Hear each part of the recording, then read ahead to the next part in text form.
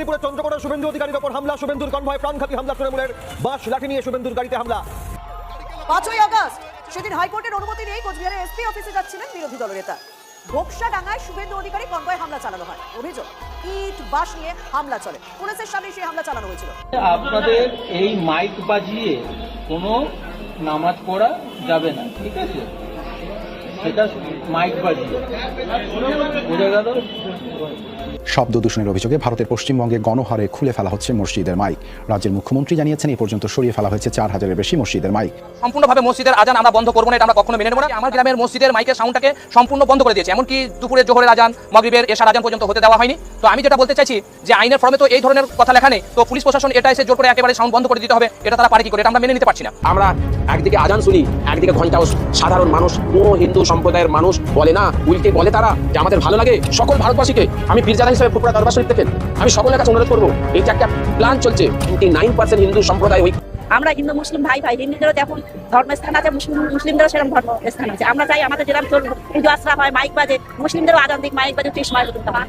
ভারতের অধিকাংশ মসজিদ থেকে মাইক খুলে নেওয়া হচ্ছে। মাইকে এখন আর আজান দেওয়া যাবে না। যদি সেই সকল মসজিদগুলোর মধ্যে মাইকে আজান দেয় তাহলে সেই মাইকগুলো খুলে নেওয়া হবে এবং ইমামের বিরুদ্ধে কোনো আইনীয় ব্যবস্থা নেওয়া হবে। এটা নাকি ভারতের আদালত থেকে নির্দেশ দেওয়া হয়েছে। এইভাবে কথা। সম্মানিত দর্শক, খুবই গুরুত্বপূর্ণ একটি ভিডিও নিয়ে হাজির হয়েছে। যে ভিডিওটা দেখলে আপনার হৃদয়কে অবাক করতে বাধ্য হবেন, পুরো নেট দুনিয়া তোলপাড় সৃষ্টি হয়ে যায় এবং প্রতিটি মুসলমানের প্রশংসা ছাড়িয়ে যাবে। দর্শক, ভারতের পশ্চিমবঙ্গে শুভেন্দু অধিকারী এমন একটি কঠিন নিয়ম করেছেন যে মসজিদের মাইক বাজিয়ে আজান দেওয়া যাবে না এবং প্রতিটি মসজিদ থেকে মাইক গুলো খুলে ফেলে দিচ্ছেন। এসব বিষয়ে পুরো দেশে তোলপাড় সৃষ্টি করে দিচ্ছেন। ভারতবর্ষে এইসব নিয়ে মুসলমানরাও ভীষণ ক্ষেপে রয়েছেন এবং সেই ক্ষেপণাস্ত্র অবস্থায় শুভেন্দু অধিকারীকে ভয়ঙ্কর গণপিটুনি দিয়েছেন। দর্শক, সেই ভিডিওটি চলুন দেখে আসি, গুরুত্বপূর্ণ ভিডিওটি। মুসলিম নেতাদের অভিযোগ, মসজিদের মাইক খুলে ফেলতে চাপ দিচ্ছে পুলিশ, যার কারণে রাজ্য জুড়ে বাড়ছে সাম্প্রদায়িক উত্তেজনা। বিস্তারিত জানাচ্ছেন শিহাব ইসলাম। পশ্চিমবঙ্গে মসজিদে আজানকে কেন্দ্র করে রাজ্য জুড়ে শুরু হয়েছে নতুন বিতর্ক। ভারতীয় সংবাদ মাধ্যমগুলোর তথ্য মতে বিভিন্ন জেলার মসজিদ পরিচালনা কমিটির অভিযোগ, স্থানীয় থানার পুলিশ মৌখিকভাবে মাইক খুলে ফেলতে চাপ দিচ্ছে। তবে রাজ্য সরকার দাবি করেছে নির্দিষ্ট কোনো ধর্মীয় প্রতিষ্ঠানকে লক্ষ্য করে নয়, আদালতের নির্দেশনা অনুযায়ী শব্দদূষণ বিষয়ক বিধি কার্যকর করতেই এই পদক্ষেপ নেওয়া হচ্ছে। সংবাদ মাধ্যম ইন্ডিয়া টুডে বলছে, এই ইস্যুতে রাজনৈতিক অঙ্গনেও দেখা দিয়েছে তীব্র প্রতিক্রিয়া। তৃণমূল কংগ্রেসের একটি অংশ জানিয়েছে তারা শুক্রবার মুখ্যমন্ত্রী শুভেন্দু অধিকারীর সঙ্গে সাক্ষাৎ করে বিষয়টি উত্থাপন করবে। অন্যদিকে তৃণমূল থেকে বেরিয়ে গঠিত এনসিপিআই এর 3 সংসদ সদস্য সাবেক ক্রিকেটার ইসুফ পাঠান, খলিলুর রহমান ও আবু তাহের খান বৃহস্পতিবার কেন্দ্রীয় স্বরাষ্ট্রমন্ত্রী অমিত শাহর সঙ্গে দেখা করে একটি স্মারকলিপি জমা দিয়েছেন। সেখানে ধর্মীয় স্বাধীনতা নিশ্চিত করার পাশাপাশি শব্দদূষণ বিষয়ক আইন যেন বৈষম্যহীনভাবে প্রয়োগ করা হয় সেই আহ্বান জানানো হয়েছে। তবে রাজ্য সরকার জানিয়েছে, ক্ষমতায় আসার পর মন্ত্রিসভার প্রথম বৈঠকেই সব ধর্মীয় প্রতিষ্ঠানের ক্ষেত্রে আদালত নির্ধারিত শব্দদূষণ বিষয়ক বিধি কার্যকর করার সিদ্ধান্ত নেওয়া হয়। দিনে সর্বোচ্চ 55 ডেসিবেল এবং রাতে 45 ডেসিবেলের বেশি শব্দ করা যাবে না। ভারতীয় সংবাদ মাধ্যমের প্রতিবেদনে বলা হয়েছে, এই শব্দসীমা নিশ্চিত করতে রাজ্য পুলিশকে নির্দেশনা দেওয়া হয়েছে। 32 ইঞ্চি জেভিকো টিভি এখন মাত্র 15,000 টাকায়, সাথে পাচ্ছেন 3 বছরের প্যানেল ওয়ারেন্টি। তবে মুসলিম নেতাদের একাংশের অভিযোগ, বিভিন্ন এলাকায় পুলিশ সদস্যরা সরাসরি মসজিদে গিয়ে লাউডস্পিকার খুলে ফেলতে চাপ দিয়েছেন। এই অভিযোগের জেরে ধর্মীয় স্বাধীনতা নিয়ে নতুন করে উদ্বেগ প্রকাশ করা হয়েছে। ইন্ডিয়া টুডের প্রতিবেদনে বলা হয়, মুখ্যমন্ত্রী শুভেন্দু অধিকারী এই অভিযোগ অস্বীকার করে বলেছেন তার সরকার কেবল আদালতের নির্দেশ বাস্তবায়ন করছে। তার ভাষ্য অনুযায়ী মসজিদ কিংবা মন্দির সব ধর্মীয় প্রতিষ্ঠানের ক্ষেত্রেই একই নিয়ম প্রযোজ্য। ধর্মীয় স্থাপনার সীমানার বাইরে অতিরিক্ত শব্দ ছড়িয়ে না পড়ে সেই বিষয়টি নিশ্চিত করতে পুলিশকে প্রয়োজনীয় নির্দেশ দেওয়া হয়েছে। মুখ্যমন্ত্রী আরও দাবি করেন, প্রশাসনের উদ্যোগে রাজ্যের বিভিন্ন ধর্মীয় প্রতিষ্ঠান থেকে মোট 5299টি লাউডস্পিকার অপসারণ করা হয়েছে। এর মধ্যে 4203টি মসজিদ থেকে এবং 1096টি মন্দির থেকে। তার দাবি, পুলিশকে কোনো ধরনের জোরপূর্বক ব্যবস্থা না নিতে বলা হয়েছিল। তবে এ ব্যাখ্যায় সন্তুষ্ট নন বিরোধী ও মুসলিম নেতাদের একাংশ। বিদ্রোহী তৃণমূল বিধায়ক আকরুজ্জামান বলেন, ভারতের সংবিধান সব ধর্মের মানুষকে নিজ নিজ ধর্ম পালনের সমান অধিকার দিয়েছে।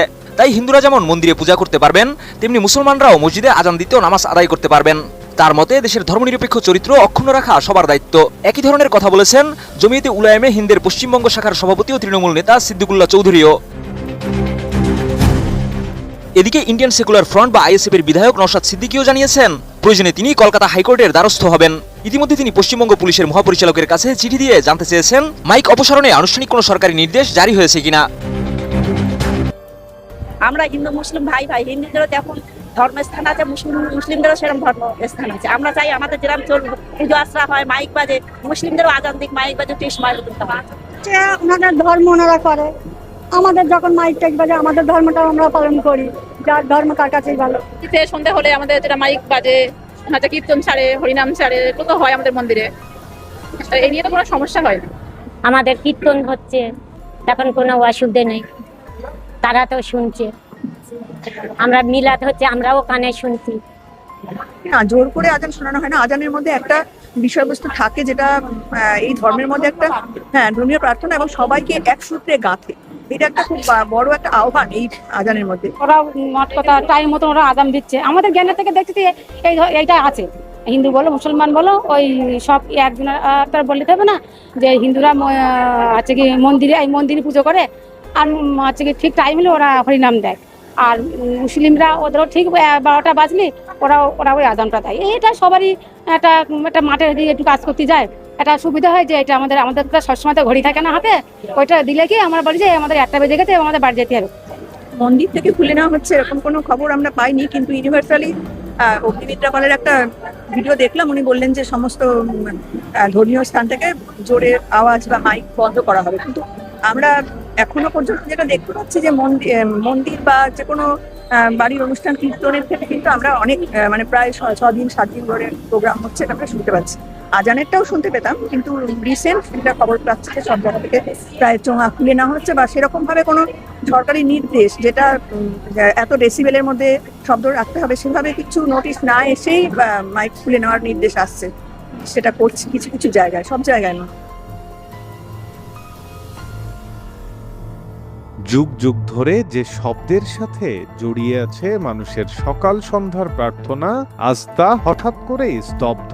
স্রষ্টাকে ডাকার অধিকারে এ কেমন হস্তক্ষেপ? শব্দ দূষণ রুখতে কলকাতা হাইকোর্টের নির্দেশের দোহাই দিয়ে পশ্চিমবঙ্গের হাজার হাজার মন্দির ও মসজিদ থেকে যেভাবে মাইক নামানো হচ্ছে, তা কি শুধুই আইনি পদক্ষেপ, নাকি মানুষের পবিত্র ধর্মীয় অনুভূতিতে আঘাত?